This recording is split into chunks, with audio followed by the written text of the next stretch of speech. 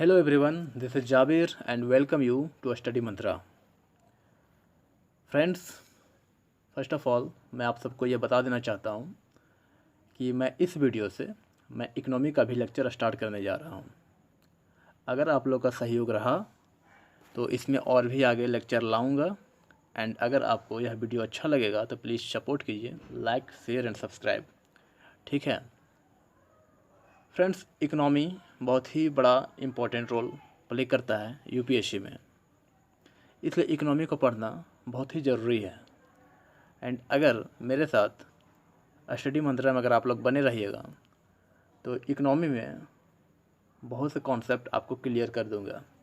मैं यह तो नहीं बोल रहा हूँ कि आपको इकोनॉमी में मास्टर बना दूंगा, क्योंकि इकोनॉमी में मास्टर बनना यूपीएससी में काम नहीं है। यूपीएससी में कोई ज़रूरी नहीं है कि आप इकोनॉमी में मास्टर बन जाओ, लेकिन इतना तो ज़रूर बना दूंगा कि यूपीएससी का कोई भी क्वेश्चंस अगर इकोनॉमी से रिलेटेड रहा तो आप सॉल्व कर पाओ। ठीक है, इसलिए आप मेरे साथ स्टडी मंत्रा में बने रहिए। देन फ्रेंड्स, लेक्चर स्टार्ट करने से पहले हम लोग को जानना होगा कि हम जो सब्जेक्ट पढ़ने जा रहे हैं, ठीक है, इकोनॉमिक्स, उसका रोल यूपीएससी में कितना है। जैसे कोई भी इंसान कोई भी सब्जेक्ट एक अलग नज़रिए से पढ़ता है। जैसे कोई इकोनॉमिक्स बैंकिंग सेक्टर में जाने के लिए पढ़ता है तो कोई दूसरे नज़रिए से पढ़ता है, बट हम लोग को किस नज़रिए से पढ़ना है? हम लोग को यूपीएससी क्रैक करने के नज़रिए से पढ़ना है। तो हम लोग को जानना होगा कि इकोनॉमिक्स का या फिर इंडियन इकोनॉमी का रोल यूपीएससी में क्या है, कितना वेटेज ये रखता है यूपीएससी में। इस सब्जेक्ट अच्छे से पढ़ने के लिए सबसे पहले हम लोग को ये जानना होगा कि कोई भी सब्जेक्ट यूपीएससी में कितना वेटेज रखता है।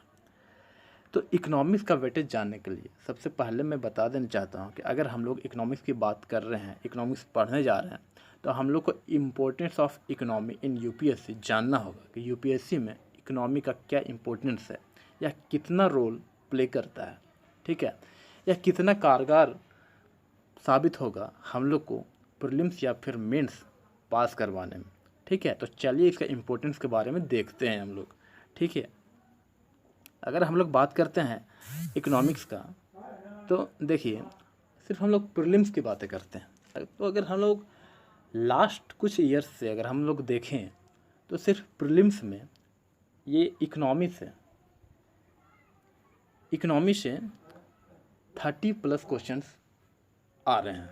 ठीक है, अगर वहीं हम लोग मेंस का बात करते हैं तो 110+ मार्क्स हम लोग इकोनॉमी से उठा लेते हैं। ठीक है, 110 मार्क्स का हम लोग का इकोनॉमिक्स, मतलब 110+ मार्क्स का हम लोग का इकोनॉमिक्स मेंस में आता है।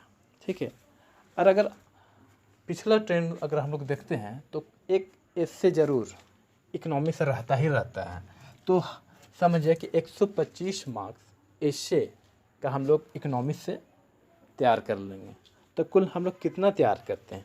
125 और 110, ठीक है, 235 मेंस और एशे को लेकर हम लोग 235 मार्क्स का तैयार कर लेंगे हम लोग इकोनॉमी से। ठीक है, आप लोग समझ गए कि इकोनॉमी का कितना रोल है यूपीएससी में। देन फ्रेंड्स, एक और बात मैं आप लोग को बता दूं कि मेरा जो इकोनॉमी का जो वीडियो रहेगा उसमें मेरा सोर्सेस कहाँ से रहेंगे, मैं कहाँ से वीडियो बनाऊंगा, कहाँ से मैं सोर्सेस कलेक्ट करूंगा। ठीक है, तो मेरा सोर्सेस रहेंगे जो आपका स्क्रीन पर नज़र आ रहा है। आपके स्क्रीन पर जो नज़र आ रहे हैं एनसीईआरटी। ठीक है, एनसीईआरटी एक बहुत ही ऑथेंटिक बुक्स माना जाता है, बट इकोनॉमिक सेक्शन में अगर हम लोग बात करें तो एनसीईआरटी बहुत कारगर साबित नहीं होती है, क्योंकि एनसीईआरटी सिर्फ स्टैटिक पोर्शन के लिए काफ़ी अच्छा है, बट इकोनॉमी में एक अच्छा मार्क्स ऑब्टेन करने के लिए हम लोग को करंट से अपडेटेड रहना होगा। और एनसीईआरटी बुक्स तो अपडेट तो नहीं होती है ना, हर साल बुक्स एवरी ईयर अपडेट नहीं होते हैं, इसलिए एनसीईआरटी इकोनॉमी के लिए सिर्फ स्टैटिक पोर्शन के लिए सही है। ठीक है, उसके बाद मेरा इंडियन इकोनॉमी जो रमेश सिंह का बुक है उससे भी मैं कुछ अच्छे कंटेंट्स निकाल के देने का प्रयास करूँगा। उसके बाद नीति आयोग का जो भी विजन डॉक्यूमेंट्स है वहाँ से भी हम लोग करेंगे, ठीक है। And economic survey, budget, government का जितने भी स्कीम्स है मैं सभी आप लोग को बताऊंगा, ठीक है। योजना कुरुक्षेत्र में जितने भी आर्टिकल्स आएंगे सारे बताऊंगा, सारे आर्टिकल्स का एनालिसिस बहुत ही अच्छे तरीके से करेंगे, ठीक है। एंड उसके बाद एक पूरे 1 साल का करंट अफेयर्स एकदम तैयार मिलेगा, ठीक है। एंड पिछले साल जितने भी क्वेश्चंस आ गए हैं, प्रीवियस ईयर क्वेश्चंस का भी हम लोग एनालिसिस करेंगे। अगर इतना हम लोग कर लेते हैं, ठीक है, तो आपको इकोनॉमी में अच्छे मार्क्स ऑब्टेन करने से कोई नहीं रोक सकता, ठीक है। देन इतना एकदम करना ही होगा। इकोनॉमिक्स अच्छे करने के लिए हम लोग को इतना करना होगा, ठीक है। एंड एक और बात कि हम लोग हमेशा कंफ्यूज रहते हैं कि इकोनॉमिक्स एंड इकोनॉमी हम लोग को पढ़ना क्या है, इकोनॉमिक्स पढ़ना है या फिर इकोनॉमी पढ़ना है। यूपीएससी में एक क्वेश्चन राइज होता है कि हम लोग को इकोनॉमिक्स पढ़ना है या फिर इकोनॉमी पढ़ना है। तो एक बात बताता हूँ कि इकोनॉमिक्स हम लोग का थ्योरी है जो हम लोग अप्लाई करते हैं किसी भी सेक्टर में। इकोनॉमिक्स हम लोग का थ्योरी है एंड इकोनॉमी हम लोग का रिजल्ट है, उस थ्योरी का रिजल्ट है। अगर हम लोग कोई भी थ्योरी, जैसे एक इकोनॉमिक्स का थ्योरी बैंकिंग सेक्टर में अगर हम लोग अप्लाई करते हैं, जैसे एनपीए बढ़ गया, तो एनपीए को कम करने के लिए हम लोग जो भी इकोनॉमिक्स का थ्योरी अप्लाई करेंगे, अगर उसका रिजल्ट जो भी आता है वह हमारा इकोनॉमी होगा, ठीक है। इकोनॉमिक हम लोग को देख लीजिए, इंडिया का इकोनॉमी क्या है, तो ये इकोनॉमी हमारा रिजल्ट है एंड इकोनॉमिक्स उसका थ्योरी, ठीक है। तो हम लोग को जानना है इकोनॉमी के बारे में, मतलब ऑल ओवर पूरा इंडिया में कैसा इकोनॉमी है उसको हमको समझना है और आप लोग को भी समझना है, ठीक है। देन चलिए इस वीडियो से हम लोग एक, यह तो मेरा इकोनॉमी का एक इंट्रोडक्शन का वीडियो है। इसके बाद मैं और भी वीडियो लाऊंगा अगर आप लोग का सपोर्ट सहयोग रहा तो। एंड आप लोग के मन में एक क्वेश्चन अराइज हो रहा है कि सिर्फ ज्योग्राफी का भी इंट्रोडक्शन वीडियो लाएँ, इकोनॉमी का भी इंट्रोडक्शन वीडियो लाएँ, तो फिर इन सारे सब्जेक्ट का नेक्स्ट वीडियो कब आएगा। देन फ्रेंड्स, एटलीस्ट सारे सब्जेक्ट का इंट्रोडक्शन वीडियो बनाने तो दो, इसमें और लोगों को जुड़ने तो दो, मेरे इस चैनल से और लोगों को जुड़ने दो। उसके बाद अगर मैं कुछ वीडियोज़ लाता हूँ देन वो वीडियोज़ बहुत सारे लोगों तक पहुँचेगा एंड बहुत लोग इसका फ़ायदा उठा पाएंगे। इसलिए मैं थोड़ा सा अभी इंट्रोडक्शन वीडियो ही बना रहा हूँ। एंड इकोनॉमी के बाद एंड ज्योग्राफी दोनों सब्जेक्ट को मैं लेकर साथ चलूँगा, ठीक है। एंड चलिए हम लोग स्टार्ट करते हैं इस सेक्शन में इकोनॉमिक्स को। थोड़ा सा हम लोग आज सिर्फ एक ओवरऑल आज हम लोग सिर्फ इकोनॉमिक्स का डेफिनेशन देखेंगे कि इकोनॉमिक्स किसे कहते हैं। तो आप लोगों को मैं समझा देना चाहता हूँ कि इकोनॉमिक्स किसे कहते हैं। किसी भी लिमिटेड रिसोर्सेज का यूज कैसे करें एंड उसे कैसे पीपल के बीच में डिस्ट्रीब्यूट करें। अगर कहीं लिमिटेड रिसोर्सेज हैं तो उसका यूज़ किस तरह से किया जाए कि वहाँ जितने भी लोग हैं सभी लोग उस रिसोर्सेज का फ़ायदा उठा पाए। ऐसा नहीं है कि 4 लोग को सिर्फ वह उसका फ़ायदा मिला एंड बाकी लोग उससे वंचित रह गए, ऐसा नहीं है। सभी लोग उसका फ़ायदा उठा पाएँ ऐसा थ्योरी लगाना है, बस उस थ्योरी को हम लोग इकोनॉमिक्स बोलते हैं। एंड जब वह रिजल्ट आ जाता है देन हम लोग को इकोनॉमी बोलते हैं, ठीक है। देन डेफिनेशन के अकॉर्डिंग कि यहाँ पर हम लोग 2 बातों को नज़र में रखते हैं कि हमारा जो भी रिसोर्सेज हैं वह लिमिटेड है। हम लोग को ध्यान में यह रखना होगा कि जितने भी पृथ्वी पर रिसोर्सेज हैं जिसका हम लोग यूज़ करते हैं खाने में या फिर उस सामान का यूज़ करते हैं व्हीकल्स वगैरह बनाने में, सारे चीज़ लिमिटेड में है, ठीक है। हम लोग को इसका यूज़ सही से सोच समझ के करना होगा, ठीक है। हमारा यही इकोनॉमिक्स है, हमको यही पढ़ना है कि कैसे हम लोग का यूज करना है लिमिटेड रिसोर्सेज का, ठीक है।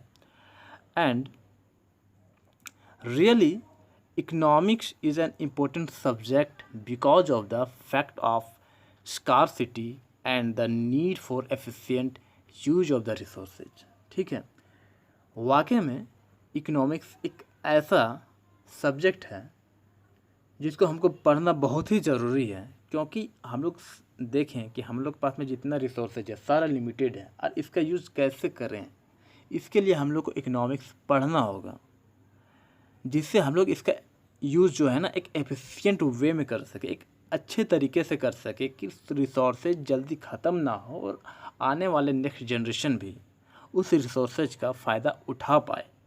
ऐसा नहीं है कि फ्यूल हम लोग व्हीकल्स चलाते हैं, कार्स चलाते हैं, एंड कहीं भी गाड़ी खड़ा कर दी एंड गाड़ी स्टार्ट है, तो हम लोग को सोचना होगा कि जो फ्यूल जल रहा है ना वो भी लिमिटेड है, हमको वो भी बचा के चलना होगा, नहीं तो आने वाला जो जनरेशन है ना वह फिर साइकिल चलाता हुआ नज़र आएगा। तो हम लोग को इकोनॉमिक्स में यही चीज़ पढ़ना है कि जितने चीज़ भी है हम लोग के आसपास में सारे लिमिटेड है, हम लोग का यूज़ इसका एक एफिशिएंट वे में करना होगा, जिससे हमारे जो नेक्स्ट जनरेशन के बच्चे होंगे या नेक्स्ट जनरेशन के जो लोग होंगे, जैसे हमारे बच्चे, फिर हमारे बच्चे के बच्चे, वो भी उस रिसोर्सेज का फ़ायदा उठा पाए।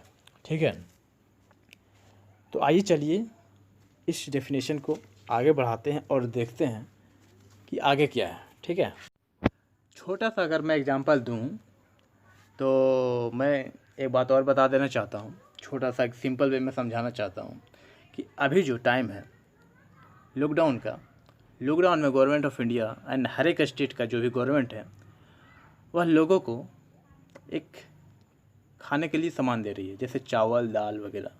जैसे एक आदमी को 5 केजी दिया जा रहा है, 5 केजी चावल ये सब दिया जा रहा है, और लोगों का एक क्वेश्चन राइज होता है, क्या एक आदमी सिर्फ 5 किलो ही चावल खाता है एक मंथ में?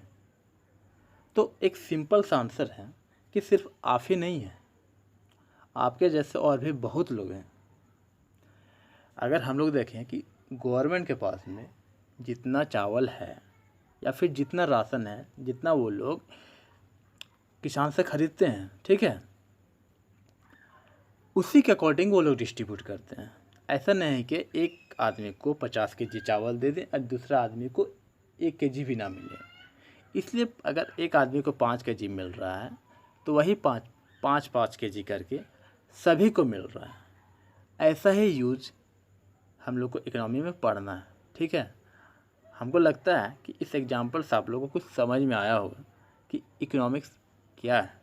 मतलब जितना रिसोर्सेज मेरे पास है, आप लोग को 10 आदमी है, अगर 4 आपके पास में सेब है और 10 लोगों को सेब देना है तो आप लोग कैसे दीजिएगा, कितना कितना डिस्ट्रीब्यूट कीजिएगा, बस यही समझना है, यही पढ़ना है हम लोग इकोनॉमिक्स में।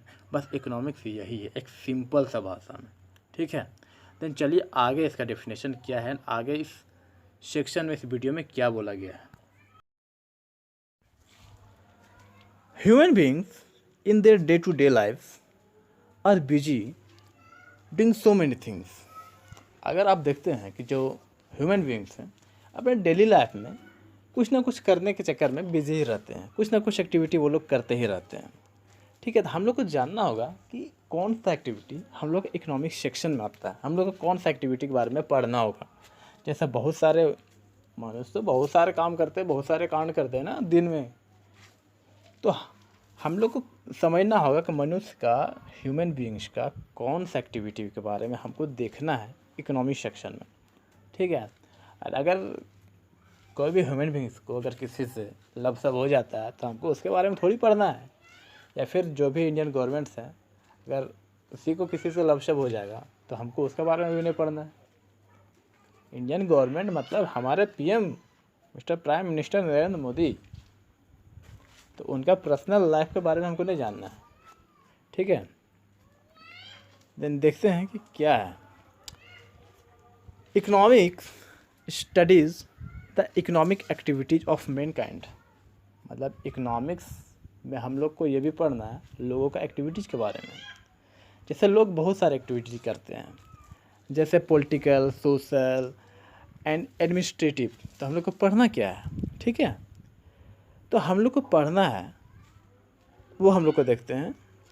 जो भी हम लोग का जैसे बैंकिंग से रहेगा, जो हम लोग का प्रॉफिट या लॉस जिस एक्टिविटी से होता है, वह एक्टिविटी हमारा क्या है, वह एक्टिविटी हमारा इकोनॉमिक्स में आएगा।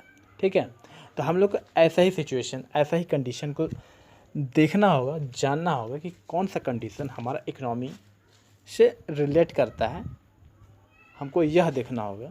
एंड कौन सा एक्टिविटी हमारा जो भी गवर्नमेंट ऑफ इंडिया है उससे कौन सा एक्टिविटी दूसरे देशों से कैसा संबंध है, कैसा बिजनेस चल रहा है, यह सारे एक्टिविटी हम लोग को देखना होगा इकोनॉमिक सेक्शन में। देन यह तो हमारा लास्ट इंट्रोडक्शन वीडियो था। एंड नेक्स्ट टाइम से बहुत ही जल्द मैं एक अच्छा वीडियो एंड इससे भी बेटर लाने का एकदम फुल कोशिश करूँगा। एंजॉय कीजिए। उम्मीद करता हूँ कि आप लोग यह वीडियो एंजॉय किए होंगे। एकदम इसी तरह आप लोग मस्त रहिए, एकदम तंदुरुस्त रहिए और लॉकडाउन का एंजॉय कीजिए। एंजॉय करना क्या, एकदम पढ़ते रहिए ताकि जब भी एग्ज़ाम हो एकदम फ्री हिट मिल ही रहा है, मार दो 6 और क्या। देन बहुत बहुत धन्यवाद।